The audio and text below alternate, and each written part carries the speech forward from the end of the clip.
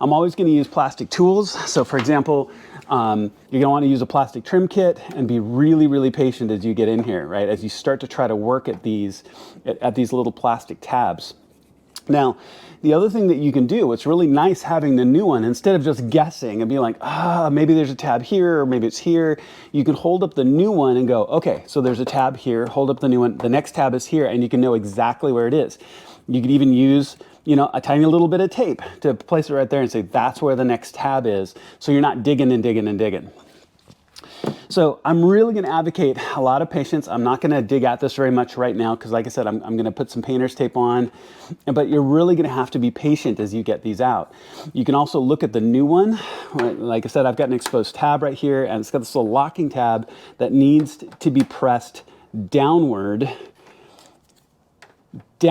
for the tab to come out, right? So you're going to be trying to get in and over the top of it to press down. So then the tab will start to slip.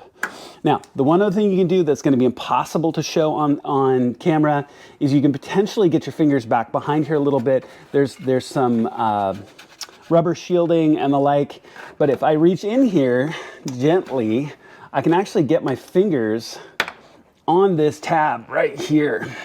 And I can actually feel that little locking tab. So I can potentially be using my trim tool on one side and feeling with my fingers on the other to try to get that tab to depress and come out. Let me show you as I walk through this. I'm not going to show it all because it's just going to be the same process that I just described. But patience, absolute patience as you do this. Be careful as you do it. Like I said, I'm going to put some tape on. All right, so let me get that tape on and I'll show you about halfway through what it looks like. All right, so I wanted to show you about halfway through the process here. You can see I'm about halfway across. I'm using the original or the new piece to be able to guess right where these tabs are. And reaching behind, it really, really helps. So, I mean, I can find this next tab right here by just reaching back behind. I can even get my fingers on a little bit of that locking tab, and I can depress down a little bit, right? Now, the other thing, if you notice, what I don't want to have happen is I'm fiddling with the next clip. I don't want the previous one to snap back into place because you're moving and applying pressure. So what I found is that I just put a plastic trim tool into the previous location and it keeps the piece from locking back into place. The other tool that I found very, very useful is this very, very narrow plastic trim tool, because I'll reach back behind, I'll find the little locking tab.